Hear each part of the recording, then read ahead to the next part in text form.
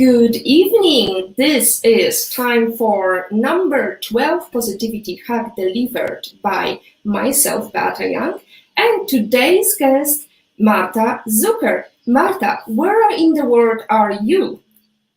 Hi guys, good evening, Beata. It's really great to be here and it's really to see you. It's great to see you. I'm in Poland. I arrived a few weeks ago, despite pandemic, to Toruń. So at the moment I am basically in my office here in Toruń, in the old town. Fantastic. We can see the beautiful building and the beautiful arches of Gothic town of Toruń. Toruń is my town and also the birthplace of a great inventor, astronomer, great mathematician, Nicloaus Copernicus. And you're also a lecturer at this university. So you're an independent entrepreneur, mentor. You published a couple of books. You're also a blogger. For the last few years, you've been working with startup communities in Silicon Valley and Poland. You help startups reach global markets for people, ideas, and capital. And you have authored numerous reports recently focusing on new technologies and Silicon Valley trends. You're a lecturer at Nicloaus Copernicus University in my hometown, Toruń, the birthplace of one of the greatest innovators. So that's today's topic discussion, innovation and creativity in Silicon Valley. So, Marta, when you've written book, Global Women in Startup World, Conversations in Silicon Valley, which is a selection of interview-driven stories told by the Polish female founders who successfully made it to Silicon Valley, why such a topic? Can you explain what is the background of your book? Yes, of course. Thank you, Beata, for this introduction. Thank you for introducing me. Well, yes, you asked about my book, why I have decided to write about women in Silicon Valley.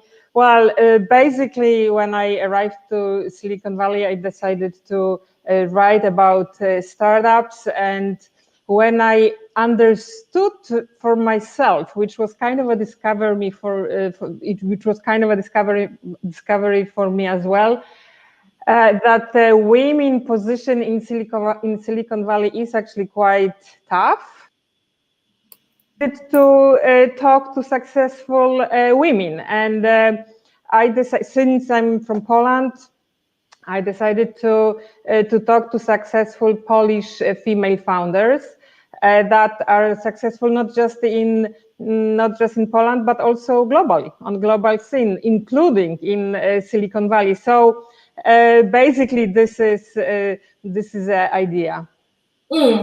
So women are playing an increasingly important role in the technology and business worlds. They still face unique challenges and hurdles. So what are the biggest challenges and hurdles? Did you discover the biggest challenges, or are they still unknown? Well, obviously things get a little bit better in Silicon Valley, as I would say everywhere. Like it is a little bit, it's getting better, although women in Silicon Valley are, for example, still it's much harder to get funds for the startups. There is not that many women that are employed in Silicon Valley companies. So all those issues are obviously still existing, and unfortunately, probably because of the pandemic situation of women in, not just in startups, not just in IT, but in general, women in workforce, it is already like proven that unfortunately this situation will probably get worse in many cases, because women are very often the ones that are primary caregivers for the kids, for children. And now when we are all stuck at home during the last year, this was mostly women's role, to not just to work, but also to take care of home, of kids that were stuck at home with us. So Marta, as I mentioned, we've got a good selection of books. I'm going to be posting links in a moment. I cannot stop but mention Ellen Kullman, She's the CEO. She used to work as a director at General Motors. She said, a lot of people say we have a meritocracy, but at the end of the day, if everybody in your organization looks white and male, it's probably not meritocracy. The interesting thing is creativity and innovation in not just in one section of the population. Women are graduating from college at the same rate as men. We are entering the workforce at the same rate as men. But with every successful run up that ladder, less and less women are there. So, do you know why such a factor? Why do we have this revolving door issue? Because we talk, Silicon Valley actually defined the issue of women in tech, which is not the pipeline issue. It's not the, we need more women at the bottom. We need more women at the top of the industry. Hence, women on it as well. So we need more women on it, on these positions at the top of the industry to have more role models. Why do you think there is such a discouragement of women making their career to the top? Well, unfortunately, I really think that a very big role is played by societies which are still kind of believing in a myth that women should stay at home, should take care of the kids, and unfortunately, it still exists. This myth that women should really be the ones that are cooking dinner and making the dishes. And many of you would say, oh, come on, this is not true anymore, but this still exists. And if young girls want to study, I don't know, computer science, it's very often still, even obviously it has changed, but it's very often seen as, no, come on, young women shouldn't study computer science. They should rather study, I don't know, literature. And very often it says, well, maybe even don't study, go, stay at home, stay with your husband. So unfortunately, big part of society today still thinks this way. And well, we need years to overcome those obstacles. Good. So I am going to segue now to what really the clue of today's discussion is. We need more diversity because it brings more innovative products. So when we are thinking about creativity and innovation, and today there is a reason for choosing today as a topic of this discussion, because today is Creativity and Innovation International Day, as coined by United Nations. Hence, culture is Europe's future, but the continent is lagging behind when it comes to turning its creative heritage into concrete solutions. What makes Silicon Valley so unique in terms of innovation? Well, this is a very good question, especially today, especially after 1 year of pandemic, where a lot has changed. A lot has changed also in Silicon Valley. And interestingly, a lot of companies, or some companies, decided to move out of Silicon Valley. Some people decided to move out also. And San Francisco really has changed quite a bit during the last 12 months. And obviously, there are opinions that Silicon Valley will probably not come back, or differently, that Silicon Valley will lose its lead in being like a tech hub, tech leader, let's say. In my opinion, it won't happen. Things will shift, things will change, but Silicon Valley, in my opinion, will keep the thought of new technology. And in my opinion, the innovation that has been born in Silicon Valley for last few years for sure will stay there.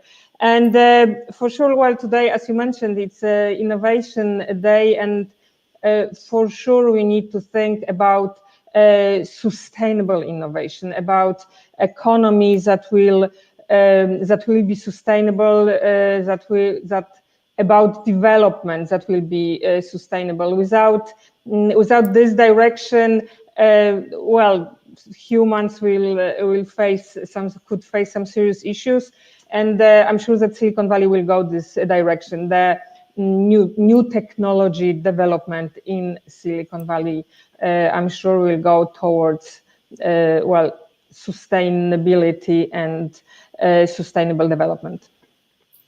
Right, Marta, good point. I wanted to go back to some of the findings of creativity test developed by George Land in 1968. He gave 1,600 5-year-olds creativity test, the same test that he gives to NASA engineers, because what could be better than thinking creativity of how to Houston, we've got problem, how to solve it. So he wanted to see how highly creative they scored. He found that of 1,600 4 and 5 years old, 98% scored at creative genius level. 5 years later, only 30% of the same group of children scored at the same level. And again, 5 years later, only 12% scored. When the same test was administered to adults, it was found that only 2% scored at this genius level. The drop of creativity in a period of 10 years is 86%, which is really shocking. According to the study, our creativity is drained by our education. So, Marta, is our education lagging in creative tasks? And how can we tackle that? Yeah, this is a great question. Well, in my opinion, and probably a lot of you will agree with me, well, unfortunately, our education is in the sense whether we talk about Poland or Europe in general, or whether we talk about the US, for sure education needs to change, the system needs to change in order to let the kids be more creative. Thanks God, it does change already a little bit, but again, this is one of those things where for sure this creativity of young kids is being like pushed down very often. And well, we talk about it a lot. There are conferences, what to do with education, how to change it, how to build this creativity rather than push it down. But I think this is, again, another topic, very hard topic that it's still a very long way, whether we look at European countries or America, in sustaining this creativity, in developing creativity that kids bring to school when they begin to, where they begin basically the education. To stay updated and ensure you never miss a positivity hack delivered, follow Women on IT, follow our speakers. Marta is today ready to answer your questions. Just as a fun game, we are going to post a link to test your creativity, and please stay with us and bear with us, ask questions. Marta is waiting for your questions.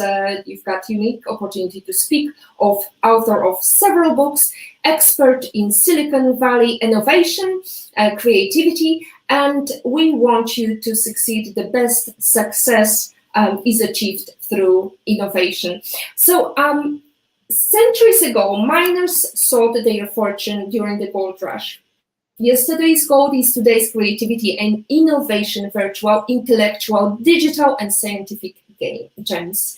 And the plan is paramount for a modern day by miners, especially as the COVID pandemic is defining a new normal. So, Marta, since we've got the link shared with our audience, I wanted to ask you, what are your exercises for business-minded people you would like to share with us today so people could really boost their creativity? Creativity exercises, that's a very interesting question, very good question. Well, I will give you some, I have to think about it. I will give you some from my experience. For me, for sure, what really helps me being creative is walking. You would think, oh, come on, this is weird. When we sit today, when we write, for example, in front of the computers, we all sit. In my opinion, walking is really very important in boosting creativity. And for example, when I work with my students before the pandemic, I would always walk. I would never sit during the class. I would always walk. And I noticed that, well, obviously during the last year, I had all my classes in front of the screen. And I noticed that it's harder for me to have the classes in front of the screen without this movement. And so I was reading about it, and some teachers, some lecturers say it doesn't matter, they're completely fine in front of the screen. Some say, no, moving is better. And so I read about this, what are what are the opinions? And I found a very interesting article that said, yes, if there is an opportunity, if there is an option, please move during your lectures. And actually, I found a very interesting course. It's a Harvard class, CS50. By the way, I really recommend this class to everyone on computer science. And actually, the lecturer that is running this class, he is not just walking, he is physically on the stage of a theater, and walking through the lecture. And so this very basic tip on really, if you want to think, if you want to be creative, walk. For me, for sure, it works. It helps me. Well, you will say, oh, come on, this is like such a super basic advice. My another advice, which in my opinion it's really boosting creativity too, is well, today during the pandemic we can't really go to the bookstores, but I remember when I was living in New York City. New York City has like really beautiful, huge bookstores. I would always love to go to the bookstore, and I would try to select a section of the bookstore with books which were kind of totally unknown for me, in the sense like the theme, the subject would be relatively unknown. And in my opinion, reading and like looking through the books, not internet, I say it on purpose, go to the bookstore, hopefully pandemic is finished soon, go to the bookstore and look for topics which usually you wouldn't search through, you wouldn't read, and read something completely different, something which is out of your like everyday thoughts. It's really interesting in my opinion. It really increases creativity. Well, there's a lot of exercises to increase creativity. Obviously, the ones that I'm sure you all know is, for example, set your timer and I don't know, write down as many names in a foreign language that you are not 100% comfortable. Write names of, for example, I don't know, animals, of birds, of like whatever you think, okay, this is a hard line for me. I like those kind of tests. I sometimes do them when I'm, for example, traveling. When I have to sit somewhere, I try to come up with as many words or as many specific words which are connected to specific industry or interests, and do it really fast. So in my opinion, well, those are a couple of examples. There are a lot of examples how to boost your creativity. If you are feeling good in drawing, you can draw. This is very famous exercise. I always give this exercise actually to my students.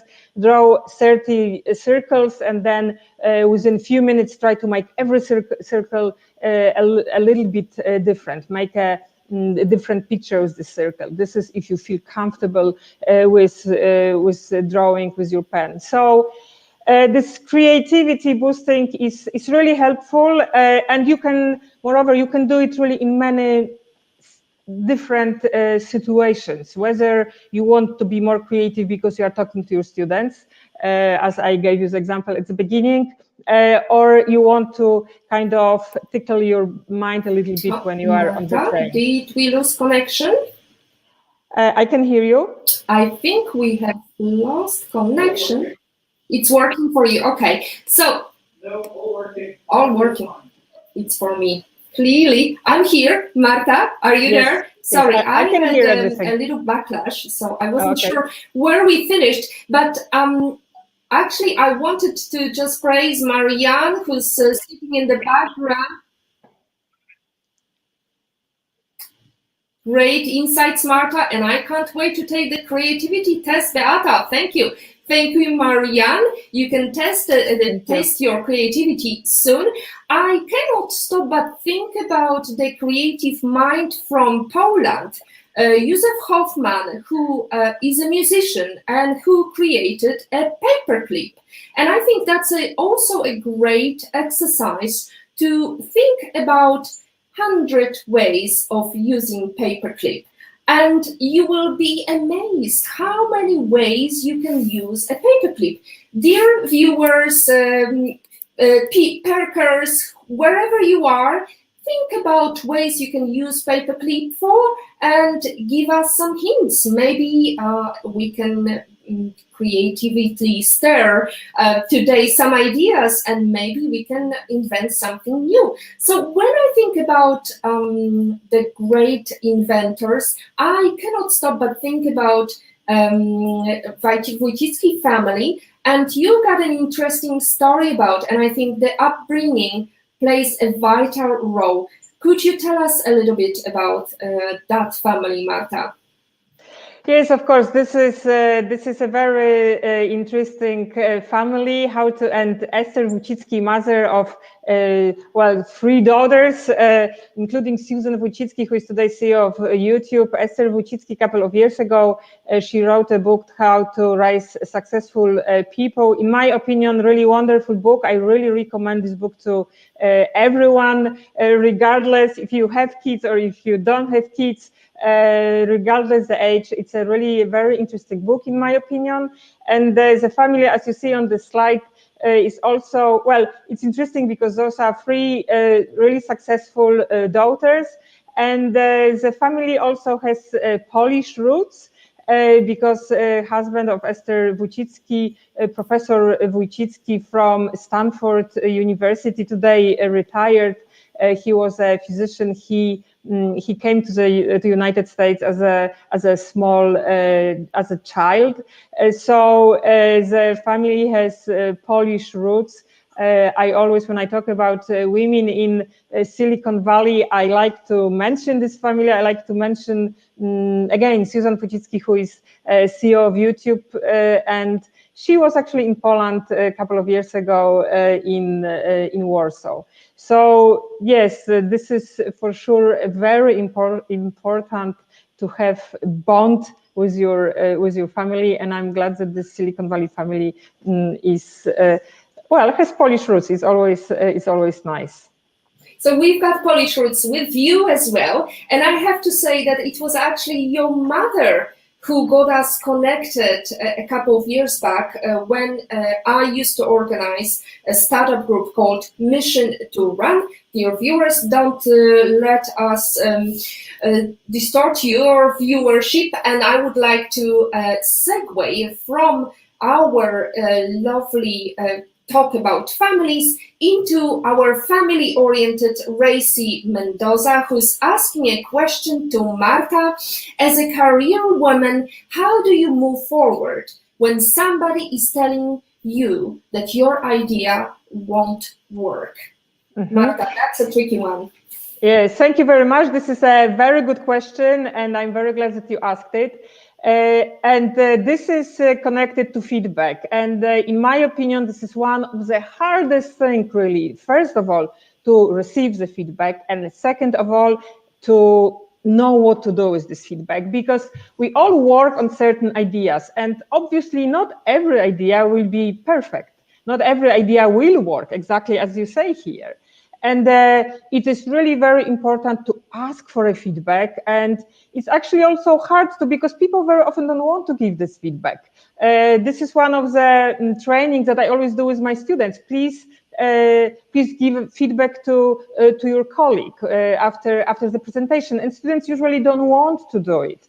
And so taking feedback, which will be also not very good maybe sometimes, which maybe will be a little bit negative, or even just, oh, come on, this idea is not good that you have, or what you're doing is not good. This is a very, very important skill to take this feedback, to understand it, and to think about it, and to really do something about it. And we might decide, maybe this person is right, maybe I should think about my product or about my idea in a different way. Maybe I need to implement the feedback, maybe try to get more out of this feedback. Why my idea doesn't work? What is wrong with this idea? So if you are able to get more of that feedback, that would be even better. So this kind of negative feedback is really, it has huge value. And to take this feedback without feeling, oh my God, I'm terrible, I can't do anything, without being this negative about yourself, this is also a skill. And this is really very, very hard to, after you work for a long time on something and someone tells you, oh, come on, this is not good. How do you feel? You feel awful, yes? So no, the key is don't feel awful. Think about it. Okay, maybe I'm doing something wrong. Or maybe not. Maybe I'm right. Maybe I know, and I will proceed further and see what happens. So this kind of, again, taking feedback is a huge skill, and giving feedback also. So even if you get a negative feedback, never be okay, I'm done. I can't go ahead anymore. Go ahead more. Don't be scared of negative feedback. It's again, it's a huge value, because maybe you will understand, yeah, I was going the wrong direction. Marta, it sounds almost like pitching competition. You've got negative feedback, you've got to pivot, you've got to work. And I can't stop thinking about the Silicon Valley and the buzzing word of startup pitches, networking, all these opportunities that made entrepreneurs buzz with ideas. So pandemic has changed the way we are working. And even though innovation in Silicon Valley was digital, it still took place in physical world. Startup pitch competitions, incubators gathered in some place. FOMO, fear of missing out, was in the air, as being there, meeting the right people and tapping into the right networks was helping creative processes. How did pandemic change the atmosphere of FOMO in Silicon Valley? Yes, it is true that San Francisco has changed, or Silicon Valley has changed within the last 12 months. I actually remember very well, I think it was March 16 or maybe March 17th, when San Francisco and Silicon Valley basically went on a lockdown, everything got closed. There was no offices, no meetings. And as you said, Silicon Valley is famous for its pitching competition, for its like crazy meetups. Like there is so many meetups every day, and suddenly, like from one day to another, basically it all got closed, cancelled. Everything went, as you also, Beata, as you mentioned, obviously, especially new technology was already very much working online. That's true, obviously, but not like that. Yes, not that we basically were all stuck at home. So it has changed quite drastically, especially at the beginning. People started to work from home. Although, to be completely honest, as I mentioned, San Francisco closed in the middle of March, which California was the first state to introduce this kind of a serious lockdown in the United States. Although big tech companies introduced already and recommended to their employees working from home already, I think, as of January. Because COVID-19 was already, well, existed already in the world. It wasn't as aggressive as, for example, at that time, it was already in China, but it was already there. So big tech companies recommended to their employees not to work from the office, but from home. So this was already slowly happening. And well, it's true, it all went online at the beginning, as everywhere. It was a little bit slower, and then basically all the events moved online. The city of San Francisco, I must say, got kind of, I would say, not as happy. San Francisco, it's a very sunny, it's a very happy city. So America got a little bit sad. So I'm very glad that it is all getting slowly back to normal. But this 12 years of lockdown, of pandemic, I always say, America is so open. Americans love to chat, to talk in front of a store, in front of a coffee shop. And suddenly it all disappeared. People were just looking down, not looking into each other's faces, not looking at each other, not smiling, not saying a word, crossing the street when you saw someone was coming from in front of you. So in this sense, it was kind of spooky, almost scary. So like those two ends, yes, it moved online. So this online life was there, but on the other hand, it got kind of, as I said, very disconnected. Even when you like walked in the streets, this America, which is so open always, suddenly disappeared. So for me, it was really hitting me every time when I was in the street that this happy America really disappeared. Which brings us to comment made by In Love and in Pain. So up to your comment. I am so happy for this opportunity. This topic is really interesting. Well, in love and in pain, I hope after this you will change your name because you're so happy and positive and creative that we can have some smiling faces, not just COVID depressed. So we've got a tricky question from Agata Bellon. Agata is asking, is Silicon Valley a center with better innovation or just a big network with big money? Marta, what's your take on that? Thank you, Agata, for this question. Again, very good question, very interesting question. When you look at Silicon Valley, especially from outside, it's true. Is it really innovation or is it just huge money? So very simple answer would be it's both, really. Silicon Valley is innovative and it's innovation, and you would say why? Well, because there is this big network. And why there is a big network? Because there is also a big money and innovation. So it kind of all works like a perfect clock, or like a clock, maybe not perfect always. Even though I really like Silicon Valley, I live there, but I'm far from saying that it's perfect, but it does work. People come to Silicon Valley for a reason. Also for a reason, as you mentioned here, because there is big money in Silicon Valley. So for that reason also, because there is big tech in Silicon Valley, because the investors are there, because you can meet really very interesting people there. Let's forget about pandemic for a while.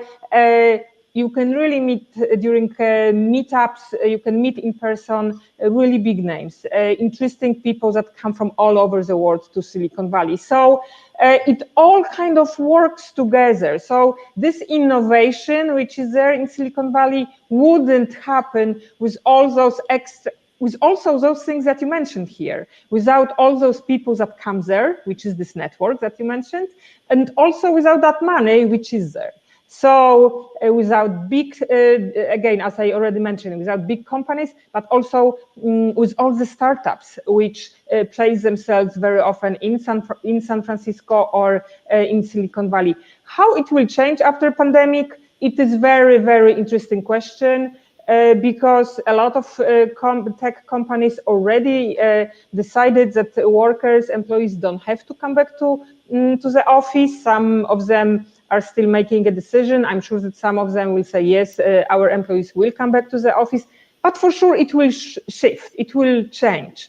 Interestingly, how it will change, but not for sure innovation won't disappear from Silicon Valley. I bet on that.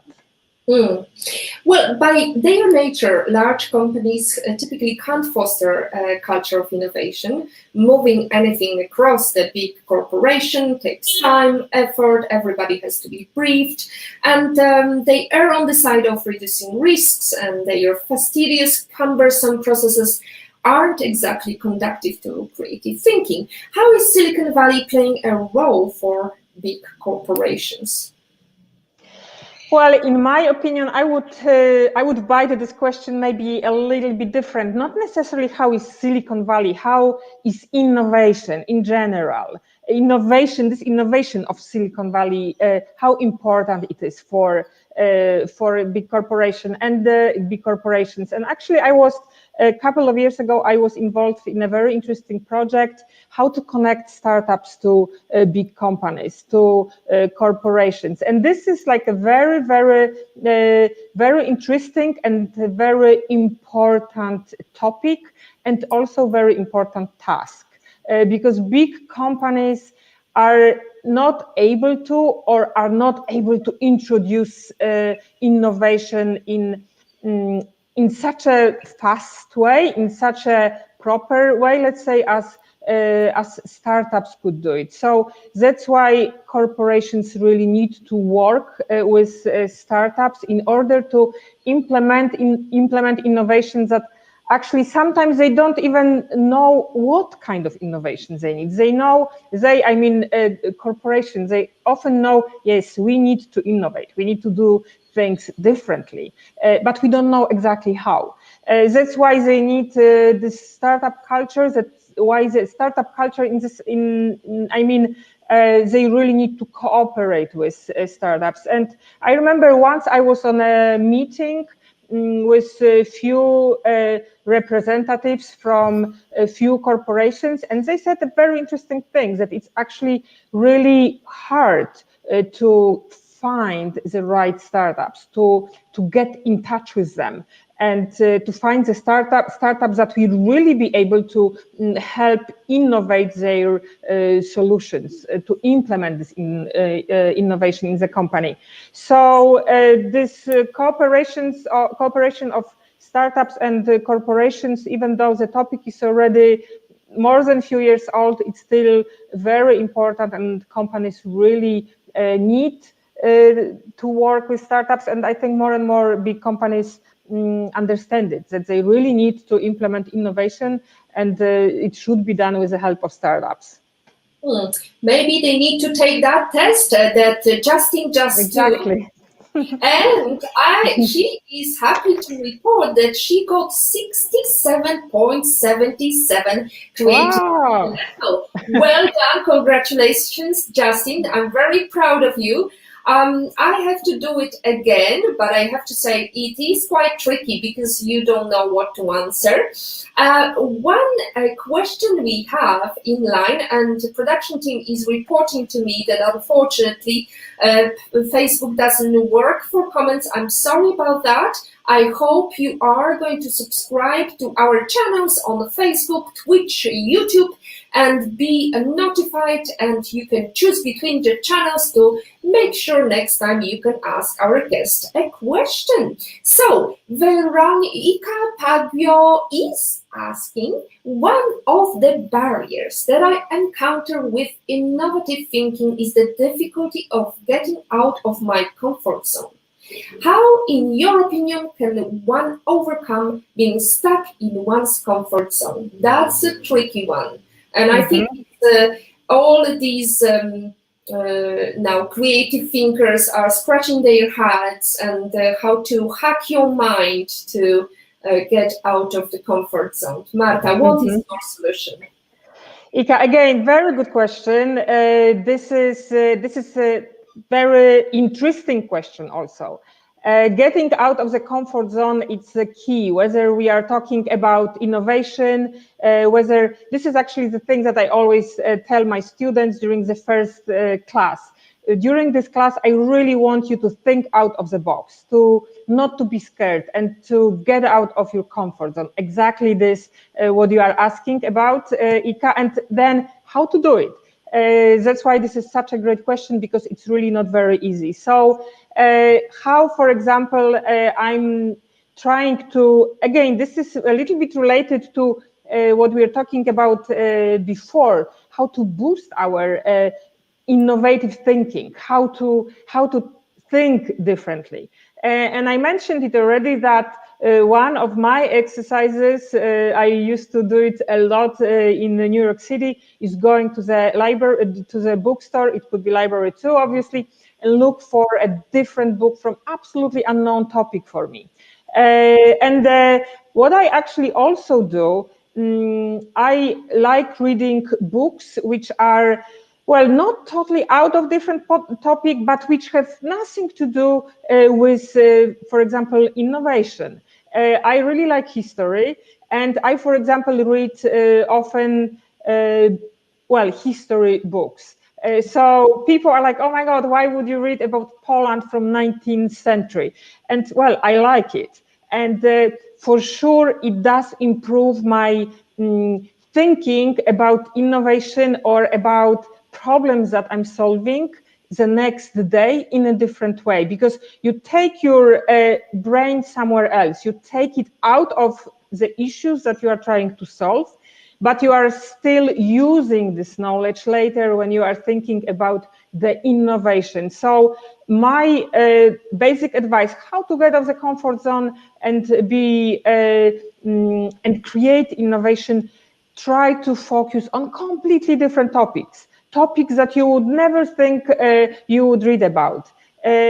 For me, like such a very different topic would be, I don't know, for example, reading about football. I remember that I did it a couple of times in the bookstores in New York City. I was like reading about football, which is completely out of my league. I don't know anything about football. That's why try to do this kind of exercise, and I think it will really help. Try to because you will think about this and it will bring you completely new ideas. Even if you don't want to think about this, it will come to you. It will come to what you read about the things that, again, are not in your interest. So this would be my very kind of basic help or idea how to get out of the comfort zone and be even more innovative. I hope it helped my answer. I hope so too, Ika. I hope you enjoyed the answer, which actually brings me back to the inventor of the paperclip. Joseph Hoffman, he started thinking about it when he looked at the key, at the notes or the violin, how it's shaped, and he thought, well, that would be a good way to also hold all my music notes together. So I'm thinking about innovation and creativity in Silicon Valley, and I can't stop but to think about the early speech recognition software that struggled to recognize women's voices. I also remember the face recognition software by IBM, which was very, very efficient, 98% efficiency. But when you looked down the numbers, it turned out that the least predictive it was, artificial intelligence, didn't work for Asians, people with darker skin colors, with females of different racial backgrounds. Why is innovation skewing out women? Why is it important to have diversity in innovative teams, Marta? Yes, again, this is a topic we can talk about for the whole night and more for weeks. Unfortunately, it is true what you mentioned, and also the slide that you just showed, that the speech recognition software wouldn't recognize women voices, or very similar example at the beginning, the fonts. Now the fonts are already smaller. Also, the fonts at the beginning were also kind of the feet was for men's hand. It wasn't really made for women hands, which are usually a little bit gentle, a little bit smaller. And so these days already the fonts have different shapes. They're smaller, bigger, but at the beginning they're really made for bigger hands. When you were telling Beata about those differences, I just took a quick note not to forget. Great book recommendation if you guys haven't read it, Invisible Women. Book talks exactly about those issues, why the world is made for men. And well, in tech, the answer is, unfortunately, we have to come back to our discussion from the beginning of this meeting. Unfortunately, tech is made by men mostly. There is not that many women employed in tech companies. There is not that many startups still that are run by women. In Silicon Valley, it's about 16% of startups which are run by women. There is women startups don't get money so easily as men get money, in the sense get funded. So all those reasons, behind all those reasons, there is explanation why tech is made by men and for men, unfortunately. And again, we already said it. Yes, it will probably, it is changing. It will improve. It will change, hopefully. But men are dominate all the time in tech industry, and it is made for men. But it's not just we talk today about tech industry, but whichever industry you really look at, whether it's architecture, for example, or for example, winemaking. I remember a couple of years ago, I was reading about winemaking business. And it's because Napa Valley, which is north of San Francisco, which is a place where really beautiful American wines are being made. Napa Valley wine industry, it's also man-dominated. Read about wine industry if you have some free time. Also another industry which is man-dominated. Very interesting stories how women are slowly overtaking this industry, but it's kind of in the culture. What do you mean that women will make wine? Yes, so it's the same in technology. It's men are the leaders of big tech companies. Very few women. We mentioned today Susan Wojcicki as an example. Mostly it's men, and even though I always say that diversity is obviously exists in Silicon Valley because so many people comes to Silicon Valley, so this diversity exists there, but it's still men that are in charge. And now answering the second part of your question, why it is so important that we have diverse teams. Well, think about this. It's already known, obviously, that diverse teams are more creative. But when you think about it, why? You have people from different cultures, from different backgrounds, from different experience, with different experience. So obviously, we will look at the same problem completely different, or somehow different. So those diverse teams are really the key to innovation. And even though I said so many things that in Silicon Valley it's like a man culture, but still Silicon Valley does have a network of diverse people that come from all over the world, and for sure it helps in creating innovation. Even though we could talk, is Silicon Valley really letting all these diverse people to be visible everywhere? That's another question, but for sure diverse teams are absolutely more innovative because we have so many different perspectives. And unfortunately, Poland is still very closed. It's a country which is not very diverse. I really wish it will change one day. That's why actually I really love America so much, because it is, with all its problems, but it is a diverse country for sure. I agree with all the problems. You can start attacking me, America has so many problems, of course, like every country, but it does have this diverse community, which I'm always so happy when I'm back in the US to see all those beautiful people in the streets, which unfortunately you cannot see in Poland. Poland is very, very, again, very closed society. Marta, I cannot stop but mention the fact that I'm speaking from Malta, which is somewhat more diverse than Poland, for example, yet still there are not that many products that are focused on or that are innovative. We have other countries in Europe that managed to break through, like a great story of a successful startup with Skype that was sold to Microsoft, and they kind of, I would say, destroyed the great product. I have to ask you about innovative leadership, because it's the ability to inspire productive action in yourself and others. And I think during times of creation, it's vital to have inspiring leaders. What do you think is the key facet of inspiring leader? And before we dive into this question, I just wanted to mention Ika is saying that it's a very good way to put it in terms of ways of how to leave your comfort zone. So thank you, Ika. It's lovely to see you're tuned in and you're listening and you're taking active participation. So Marta, can you tell us what are the mindset of successful leader that is leading innovation team? Well, for sure, a successful leader, today's successful leader really needs to be very open-minded and needs to be able to listen to the team and to talk to the team. And what is most important, if there is something going on in the team, the leader needs to take it on his or her shoulders. So I always say, if everything is good, this is a team work. Although when there are issues, the leader should step ahead and take those issues on his or her shoulders.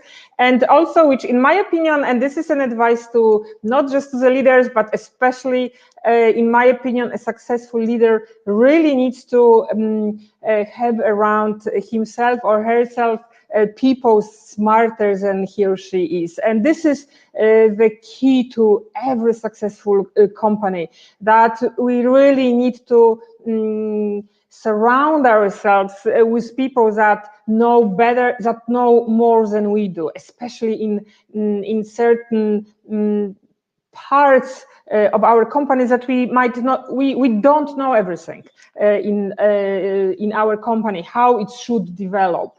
So absolutely being able to communicate with the team, being extremely open-minded, and for sure being able to employ people that are smarter than we are, which is very often not the case.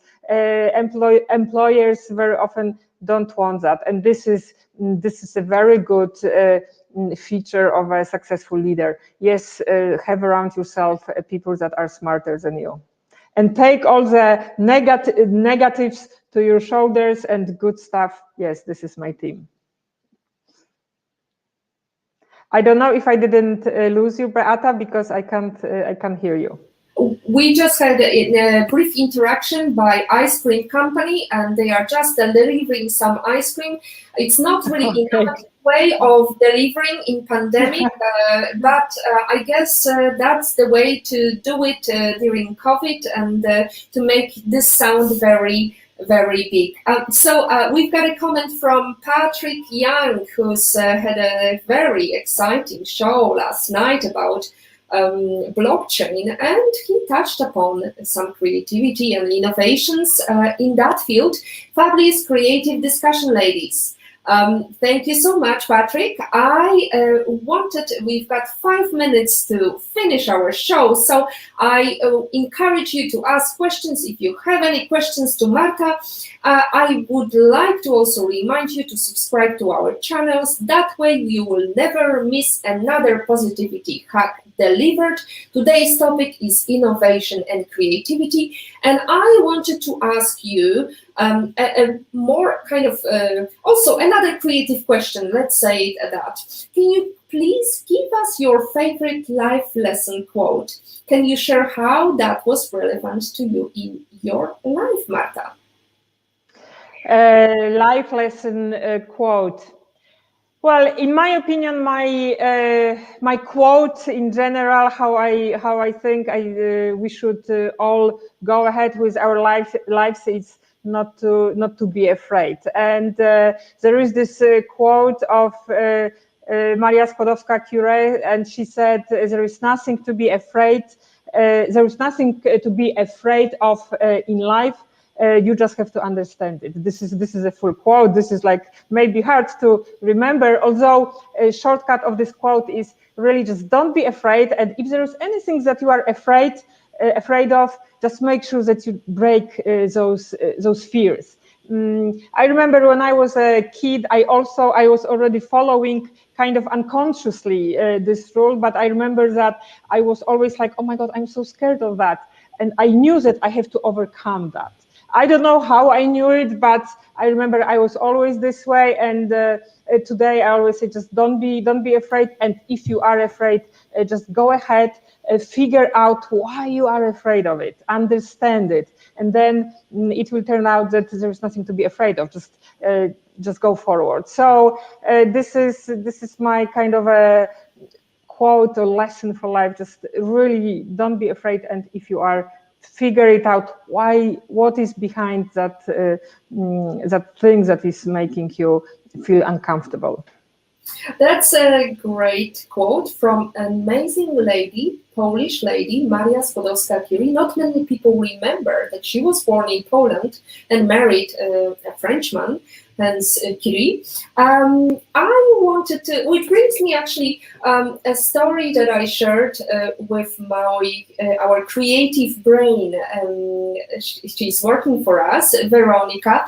A couple of days ago, I shared a story when I was little and I had to fight my corner because I was rushing from the school with my instrument in my hand just to make sure that I go to attend my violin lessons. And two girls started kind of laughing at me and tried to stop me. So with my fist, it was a heavy winter day, and I had a very thick glove made of sheepskin. So a thick sheepskin can make a mark, and I definitely did leave that mark under this girl's nose, and I fought my corner, and I succeeded. So sometimes comfort zone can be physical, sometimes you have to fight really hard. But Marta, I don't want to focus only on me. I wanted to ask you a question because I often interview female executive CEOs and I say, I'd like to talk to you about the experience of being a female business leader or innovator in what is still essentially a boys' club. And usually the response I get is, I don't view myself as a female, or I'm just a CEO. And I wonder, I understand that for public consumption, people have to say that, but surely there is a difference. And what can be learned from female experiences in roles like that? Well, in my opinion, women very often don't want to talk about their success, and unfortunately, women are very often saying, "Oh, as you said, oh, I'm not a CEO," or women are often like, "Oh, I'm not successful. This is just." This was just luck. This was my luck that I got here, or this is all of them. I didn't do anything. So, this is kind of what is in our societies, which again, it does change a little bit, but women are very often just really working very, very hard. Why? Because it is still expected that women will be perfect at work, perfect the way they look, perfect at home. They will take care of their kids. They will have clean house and so on. And yes, it still exists, unfortunately. So women are really working very, very hard. I remember once I read such a comment. So it made me so angry because someone said, "Oh, women are in a better position in life in general because they just like to work more." And it's like, is it really because we just like to work more, or just because we really organized and we do work more? But it's not because we like or not, but it's really put on us. And women, in my opinion, just do their job, while men are very often like bragging about it. If you really look around, that's how it is. If you look at how startups, for example, that's a good example, how startups work. Women founded startups, usually they kind of grow slowly, like it's like a little incubator. They grow slowly, and then boom, they go up. And they're successful for a long time. While men founded startups, they very often here and boom, they go up. And very often from this going up, they go very fast. As fast as they went up, they go fast down. Obviously not all of them, but this is very often the case. That these women founded startups, they just go slowly. Women are more responsible, whether it's about startups, whether it's about jobs, whether it's about home, kids, so on. Women are more responsible in employing people and also in running the startup. That's why those startups are like that, and then they go up and they stay there for a long time, while men startups are like from all this, like, oh, we can do it, and it goes up and then it goes down. Again, not every startup, obviously, but so that's about women and how we don't like to talk about our successes. And this is my really, like, today, I think this is one of the most important things that we should say, especially to young women that are listening to us. Please talk about your successes, whichever, if it's a small success or big success, please talk about this. Yes, this is my success. Women don't like talking about this. Well, it reminds me a great quote by Cindy Gallop, who said, brag as much as you can and you're still not going to brag as much as men do. So I would highly encourage you to brag about his successes, and today's bragging is focused on Marta Zucker. I'm very delighted and I'm very happy to have a successful woman on our channel. Positivity Hug delivered. And this comes to the last question, which is, imagine the pandemic is over, Marta, and you can invite to breakfast any person in the world. Who would you love to have a private breakfast with, and why? And which place would you choose? This is such a beautiful question, because pandemic is over in your question, and the person I would like to have breakfast with, I think I would choose, honestly, Jane Goodall. I think she is a person that world today really needs. Today's world needs more James Goodalls, and unfortunately, we don't have a lot of people like she is a person that is really saving this world. And she can try to listen to how Jane is talking about her work, about what is important in the world. She can talk about issues which are really crucial to the planet, to humankind, and she can explain it in very simple way, so everyone can understand. Look at her work, how much she did for, I would say, for the planet, for animals, for humankind, for all of us. So yes, this I think that would be I'm sure that would be my person I would be honored to spend time with. Marta, I wish that your wish will come to fruition one day or the other, whether before pandemic or during pandemic or whatever happens. I've heard that you took your vaccine, and Poland is quite efficient in terms of vaccination. This is the end of Positivity Hug delivered, but it's not the end of our positive thoughts sending to you. I just wanted to thank all our viewers, especially Inka Paggio, Agata Bellon, Marian Madera, Reisi Mendoza. In love and in pain, I hope no more, because she's going to be segueing into in love and in positive thoughts and in creative thoughts after this creativity and innovation speech by Marta Zucker, whose books been mentioned. I hope you can buy them on Amazon. They are available to purchase. We talked about how female can tackle the challenge of creative thinking processes. I hope you're gonna take your test. Justin reached almost 70%. I have to say I was slightly above 70%. I used to be more creative. I took a test sometime in Poland about 15 years ago, and it was about 86%. So I have to work on it again. The good thing is, I have to say that our creativity raises after we take a break from work, whether it's retirement age or whether we just stop thinking and going into the mold of employment and how to please our employers. Marta, thank you very much. I wish you a great success. I wish our viewers a great success, and I wish you to hack the future, women on IT. Thank you. Good night. Thank you very much, Beata. Good night. Thank you for having me here. Thank you to everyone. Thank you. Thank you.